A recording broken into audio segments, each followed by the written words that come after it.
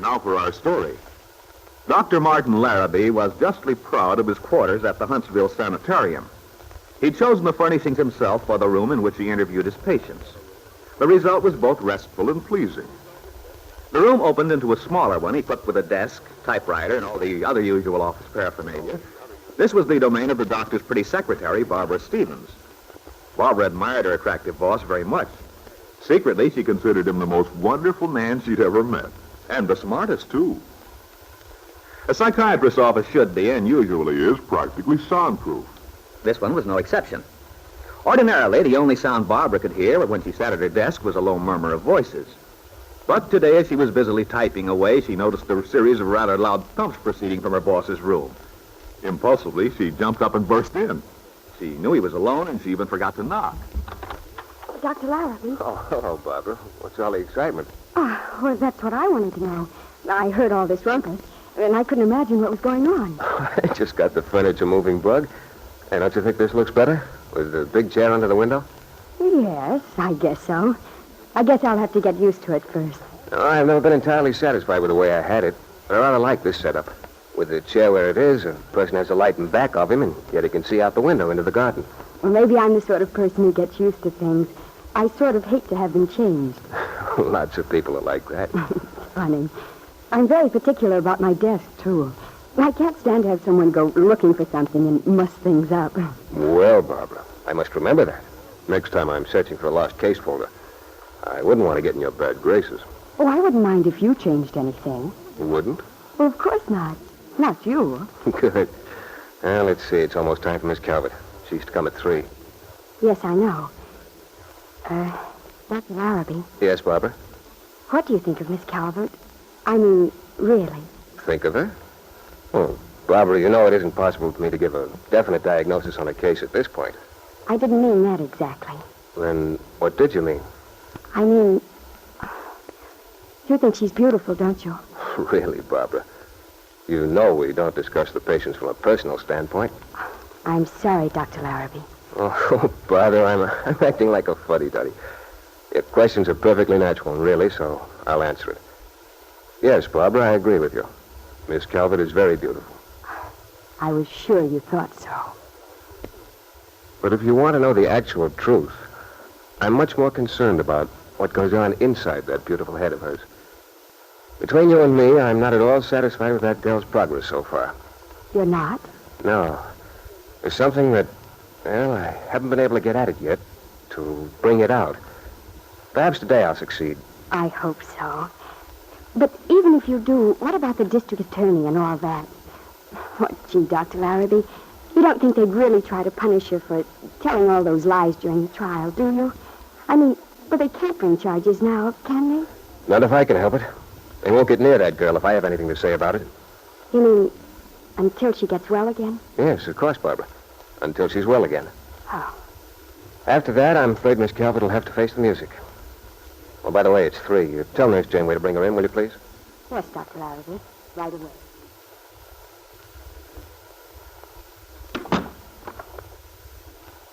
Ah, here you are, Miss Calvert. Why so surprised, Doctor? You were expecting me, weren't you? Yes, of course. It always irritates me so, that false air of cordiality doctors always assume. How are you feeling today, Miss Calvert? Do you want the truth? Yes. Well, then I'll give it to you. I'm feeling absolutely foul. I'm sorry. Is there any particular symptom you can mention? Symptom? No, I suppose not. Unless you can term a general feeling of futility, of fear, a symptom. Oh, indeed it is. All right, that's how I feel. As if there's absolutely no point to anything. I see. That's all you say. I see. That's too bad. I'm sorry. How much good do you expect all that's going to do me? Miss Calvert, you mentioned that you're feeling of fear, of anxiety. Can you tell me something more about that feeling? I mean, does it seem to have any particular relation to, say, a certain person or place? Oh, it always comes back to my father. But this is worse. It isn't just a sense of fear. It's a sense of loss, really. Loss? There's something I had once, and I've never been able to capture it again. Good if I could remember his voice. Remember whose voice? It's not that I don't remember the voice itself. That's the trouble. I remember it only too well. Well, then, what is it that troubles you? I can't remember whose voice it is. Suppose you try to tell me all you do remember. No, it probably won't do any good. It's worth a try. Oh, all right. It was when I was quite small. Probably, 8 or 9 years old. I was living in Wakefield at that time for a while. My mother had died some time before. I remember this day. I was in the schoolyard. There was a gang of them, the children. They were all gathered around me in a circle. They were screaming something at me, teasing me. Someone grabbed my school books and ran off with them. Another took my sweater and threw it on the ground. I remember it so well. It was a blue sweater. Yes, Miss Calvert. Go on. Oh, there's not much to tell. I was crying. They frightened me with their cruelty, their hatred. Finally, they all ran away, all but one. I was crying. They're gone now. Don't cry anymore. They're not coming back. You weren't here? I was over playing handball. I heard all the yelling, so I came to see what happened. What did? They were making fun of me. Oh, so what? You should worry. They're just dopes. They hate me. Oh, don't let that bother you. It's just because you're different. Different? But can't help it, I guess. The way you were brought up. And then your clothes and stuff are different. My clothes? Yeah, they're all so new and pretty. But that's not the only reason. You see, the trouble is, they think you're stuck up. They think you don't want to be friends. But it's not so. I do. They won't let me. Look, maybe you and me can work this out together. Only, you've got to play along and try to do what I say. Will you try? Well, all right. Yes, I'll try. I'll teach you how to get along with them. They're not really mean kids. You watch.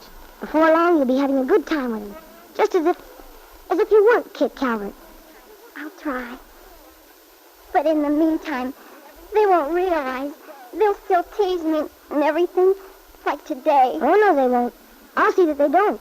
They won't do anything to you as long as you're a friend of mine. I won't let them. If anybody starts something, you let me know. Don't you worry. I'm going to be your friend from now on. You're quite sure. Is that all you remember? What happened after that? My father came.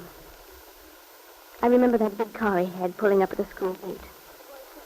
He came toward us. The boy stood his ground, but Dad told him to go away. He told us never to have anything to do with me. He forbade me to talk to her. Oh, don't you say how different it all might have been. He was going to teach me to be one of them, how to get along with them, to have friends like other people. But it never happened. A little while after that, Dad sent me away to a school out of the state. I never saw him again, the one who was going to help me. But can you remember his face?